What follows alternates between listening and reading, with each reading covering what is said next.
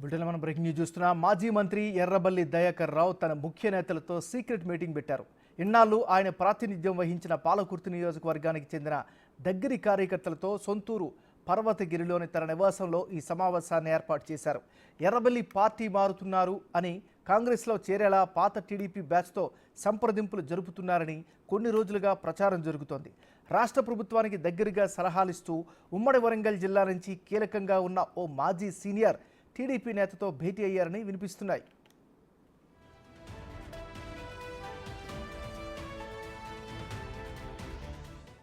Errabelli party మారుతారు అనే ప్రచారంతో ఝాన్సీరెడ్డి వర్గంలో టెన్షన్ మొదలైంది. ఇప్పటికే కోడలతో కలిసి ఢిల్లీ వెళ్లిన ఝాన్సీరెడ్డి అధిష్టానం పెద్దలతో భేటీ అయినట్టు తెలుస్తోంది. దీంతో పాలకుర్తి రాజకీయం ఆసక్తికరంగా మారింది.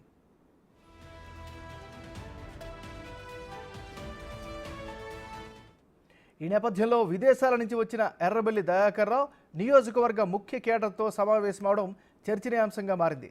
తనకు పార్టీ మారే ఆలోచన లేదు అంటూనే లీడర్ల ఫీడ్బ్యాక్ తీసుకోవడానికే ఎర్రబెల్లి ఎక్కువ ప్రాధాన్యత ఇచ్చారని తెలుస్తోంది.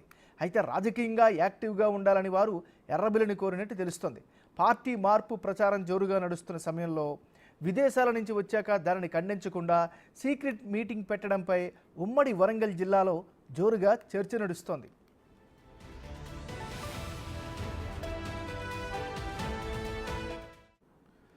బ్రిటన్లో మనం బ్రేకింగ్ న్యూస్ చూస్తున్నాం. మాజీ మంత్రి ఎర్రబెల్లి దయాకర్ రావు తన ముఖ్య నేతలతో సీక్రెట్ మీటింగ్ పెట్టారు.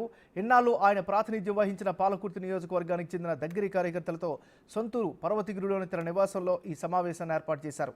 ఎర్రబెల్లి పార్టీ మారుతున్నారు అని, కాంగ్రెస్లో చేరేలా పాత టీడీపీ బ్యాచ్తో సంప్రదింపులు జరుపుతున్నారని కొన్ని రోజులుగా ప్రచారం జరుగుతుంది.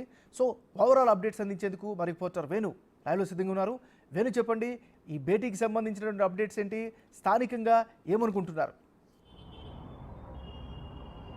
ఎంఎన్ఆర్ అంటే అసెంబ్లీ ఎన్నికల ముందు పాలకుర్తి చుట్టే తెలంగాణ రాజకీయం అంతా జరిగింది. ఇప్పుడు ప్రస్తుతం అదే సీన్ కూడా మళ్ళీ రిపీట్ అవుతుందని చెప్పొచ్చు. ఎందుకంటే ఆ సీనియర్ నేతగా ఉండి 3 దశాబ్దాలు ప్రజాక్షేత్రం ఉన్నటువంటి మాజీ మంత్రి ఎర్రబెల్లి పార్టీ మారుతున్నటువంటి ఊహాగానాలు గత 10 రోజుల నుంచి కూడా చక్కర్లు కొడుతున్నాయి. అయితే నిన్న ఆయన పాలకుర్తికి సంబంధించినటువంటి 6 మండలాల ముఖ్య కార్యకర్తలు సమావేశం నిర్వహించిన తర్వాత ఆయన గతం నుంచి అంటే టీడీపీ నుంచి ఆయన ప్రస్థానం మొదలైంది. అయితే తనతో పాటు ఉన్నటువంటి సీనియర్ టీడీపీ ముఖ్య నేతలతో కూడా ఆయన సీక్రెట్గా మీటింగ్ నిర్వహించుకోవడం జరిగింది. అయితే అధికారికంగా ఉన్నటువంటి ప్రభుత్వంలోకి వెళ్ళాలంటూ కూడా వారంతా ఆయన ఎర్రబెల్లిపై ఒత్తిడి తెచ్చినట్టుగా తెలుస్తుంది. అయితే ఈ వ్యవహారమే గత కొద్ది రోజుల నుంచి కూడా ఎర్రబెల్లి ప్రజాక్షేత్రంలో ఇన్నేళ్ళు ఉన్నటువంటి నేత ఈ రోజు ప్రతిపక్షం ఉండడం సరైనది కాదు, ఎందుకంటే ప్రజలకు సేవ చేసేటువంటి అవకాశం ఉండే వదులుకోవద్దంటూ కూడా వాళ్ళు చెప్పినట్టు తెలుస్తుంది. దీనిపై ఆయన కూడా కొంత సూత్రప్రాయంగా అంగీకారం చెప్పినట్లుగా ఆయన సన్నిహితులు కూడా చెప్తున్నారు.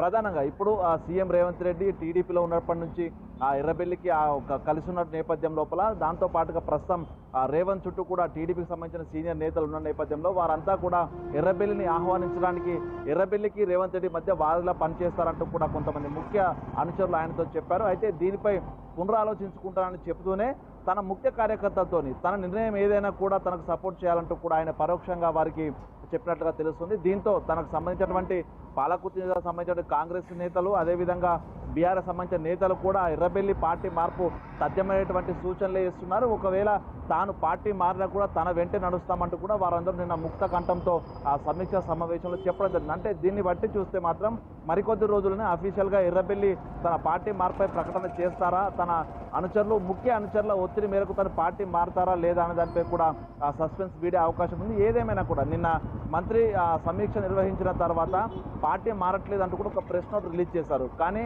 ఆ ప్రెస్ నోట్కు విరుద్ధంగా తనకు సంబంధించిన సన్నిహితులు పార్టీ మారితేనే బాగుంటుంది అనేటువంటి అంశాన్ని కూడా ఆయనతో సీరియస్గా చర్చలు జరిపారంటే ఈ విషయంపై మరికొద్ది రోజుల పాటు కూడా చర్చలు జరిగే అవకాశం ఉందంటూ తెలుస్తుంది.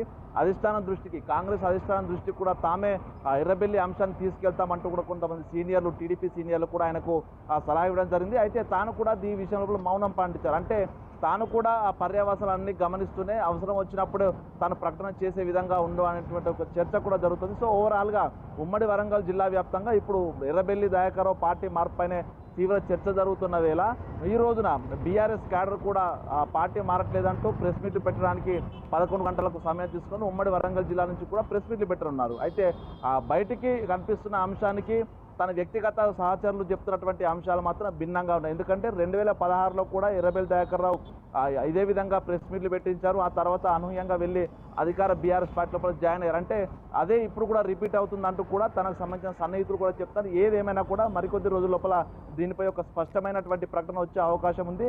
మొత్తానికి పార్టీ మార్పు అంశం అనేది తన సన్నిహితులు చెప్తున్న వర్షం చూస్తే మాత్రం తప్పనిసరిగా అధికార పార్టీకి వెళ్ళే అవకాశం ఉందని ఒక చర్చ జరుగుతుంది. సో చూడాలి దీనిపై ఎర్రబెల్లి ఏ విధంగా స్పందిస్తారనేది మాత్రం చూడాల్సిన పరిస్థితి ఉంది. ఏమన్నారు? Right, thank you Venu.